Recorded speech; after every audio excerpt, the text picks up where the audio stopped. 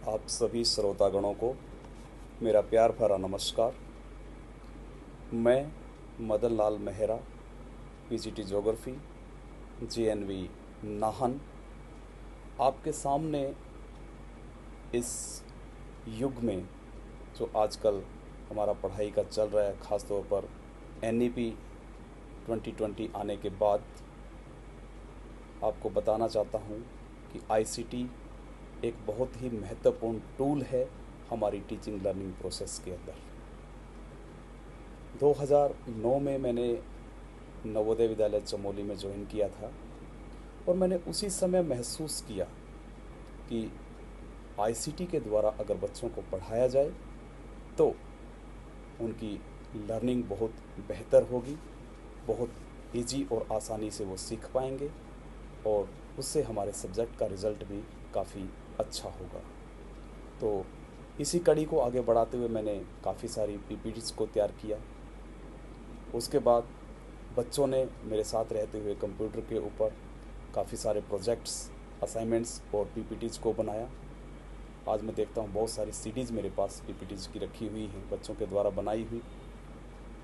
उसके बाद जब कोविड आया, उस समय आईसीटी का महत्व एकदम से बहुत बढ़ गया, क्योंकि बच्चे घर पर थे, स्कूल नहीं लगते थे और उनको पढ़ाना बहुत ही ज़रूरी था।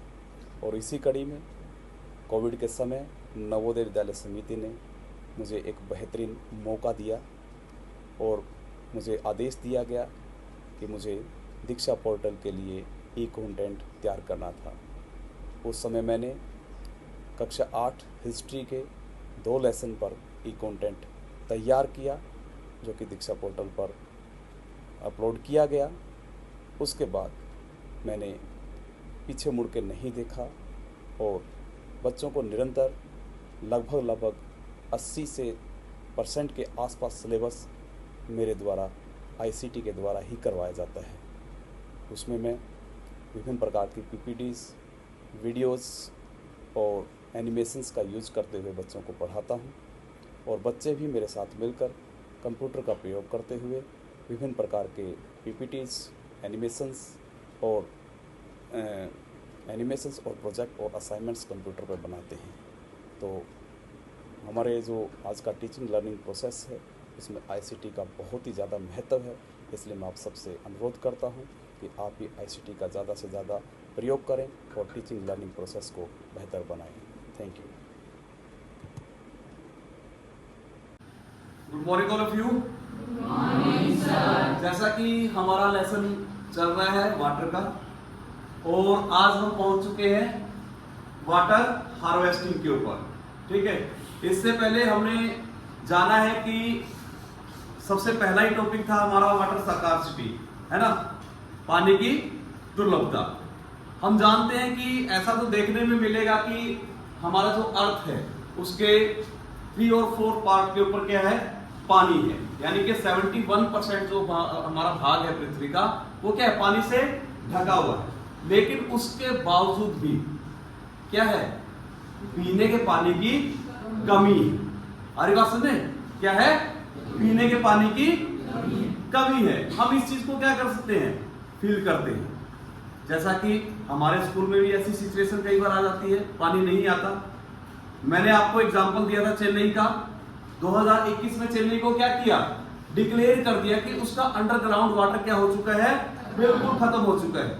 मैंने आपसे बात की थी बोलविया के जल युद्ध के बारे में, आपके पॉलिटिकल साइंस में ये लेसन है। अरे बात समझ, तो बहुत सारे ऐसे प्लेसेस हैं जहां पे पानी की क्या है, कमी हो चुकी है। और मैं आपको स्टार्टिंग से ही बता रहा हूं कि जो 10th क्लास की या किसी भी क्लास की ज्योग्राफी है, वो हमारी बिल्कुल रियल लाइफ से जुड़ी हुई है। इसका हर एक लेसन इसलिए दिया गया है कि ताकि आप अभी से सचेत हो जाओ उन टॉपिक्स के प्रति, एक अच्छा मैनेजमेंट करना सीखें। अरे मेरी बात समझे, तो आज हम यहाँ पे जो है टॉपिक पढ़ेंगे वाटर हार्वेस्टिंग। वो कौन कौन से वेज हैं, कौन कौन से तरीके हैं जिनके द्वारा हम पानी को क्या कर सकते हैं, बचा सकते हैं। अरे बात समझे, तो सबसे पहले यहाँ पे आपके सामने दिखाई दे रहा है रेन वाटर हार्वेस्टिंग। हमारी बात समझ में, जल हमने बचाना है, और कौन सा जल बचाना है हमने, वर्षा वाला जल बचाना है, ठीक है ना। क्योंकि हम जानते हैं जो बारिश से जो पानी आता है हमारे पास, ठीक है ना, वो कैसा होता है, वो शुद्ध होता है। उसको हम क्या कर सकते हैं, पी सकते हैं, उसको हम खाना बनाने में यूज कर सकते हैं। वो सलाइन वाटर नहीं होता है, आप लोगों को पता होगा इस चीज का। आ रही बात समझ में? तो इस प्रकार से हम क्या कर सकते हैं, जो हमारा वर्षा का जल है, रेन वाटर है, उसको हम क्या कर सकते हैं, हार्वेस्ट कर सकते हैं, सुरक्षित कर सकते हैं। तो उन तरीकों के बारे में आज क्या करेंगे, हम देखेंगे कौन कौन से वो तरीके हैं। कोई जानता है क्या, आपके राज्य में कोई तरीका अपनाया जाता हो, या आपने कहीं और सुना हो कुछ तरीका?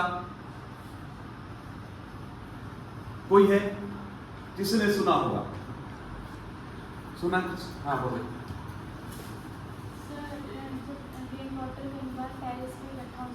हाँ, टेरेस से पाइप लगाई जाती है और नीचे से अर्थ के नीचे ना एक कुआं टाइप बना दिया जाता है, हाँ, जिससे सारा वो पाइप के थ्रू उसमें फिल हो जाता है। बिल्कुल एग्जैक्टली सही है ये।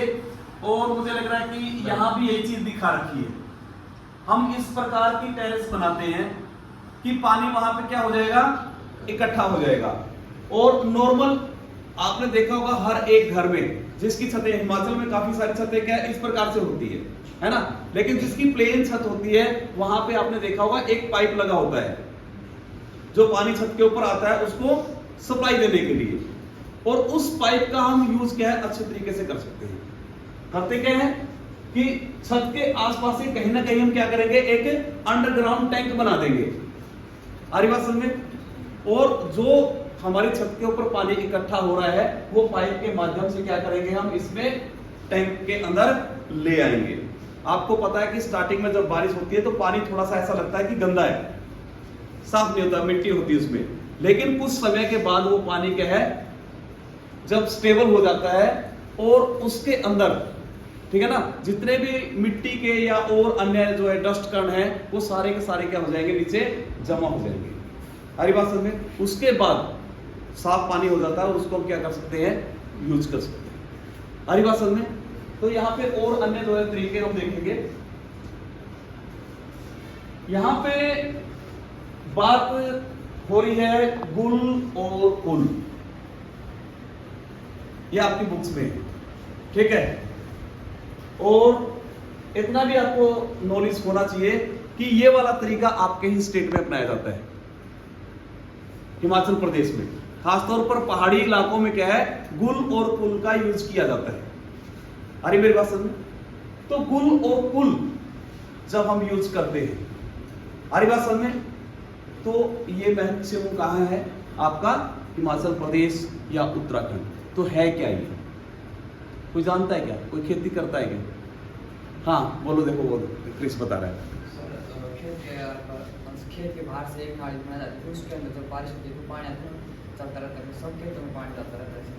क्योंकि ये उसके बिल्कुल आसपास है, पूरा तो नहीं कंफर्मली बता रहा है, लेकिन उसके आसपास है, ठीक है ना। ये क्या है, एक चैनल्स बना दिए जाते हैं, नाली मान लो या छोटी सी नहर मान लो। नहर तो वैसे काफी बड़ी होती है, यहाँ पे बड़ा संभव नहीं होता है ना। चैनल्स बना दिए जाते हैं, उससे क्या होता है कि जो हमारी नदी का फ्लो है उससे पानी हम क्या कर देते हैं, डाइवर्ट कर देते हैं। या झरने से जो पानी आ रहा है उस पानी को हम क्या कर देते हैं, डाइवर्ट कर देते हैं। और उस इलाके में इन चैनल्स के थ्रू पानी पहुंचाया जाता है जहां पे हमारे को आवश्यकता है एग्रीकल्चर की। क्लियर है, समझ में आ गया? कोई प्रॉब्लम है इसमें? ठीक है ना। तो ये तरीका आपके उसमें अपनाया बैठो, ठीक है ना। तो इसके लिए क्लैपिंग भी कर सकते हैं। हो सकता है कि खेती वैसी करते हैं क्या, खेती करते हैं, ठीक है, वेरी गुड।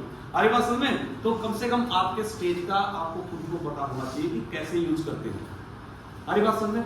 तो गुल और कुल का आपका कॉन्सेप्ट क्लियर है। नॉर्मली क्या है, माउंटेन रीजन्स पे इसको क्या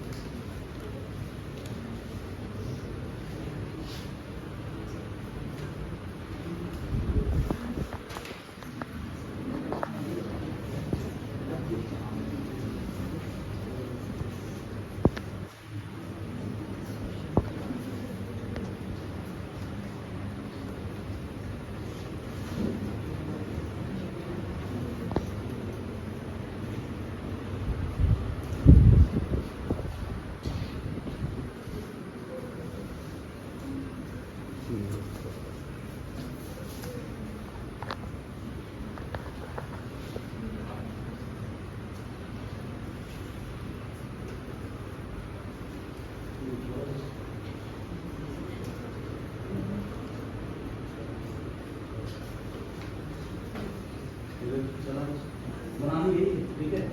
तो इसको जैसे मौका मिले इसके ऊपर बनानी है आपको।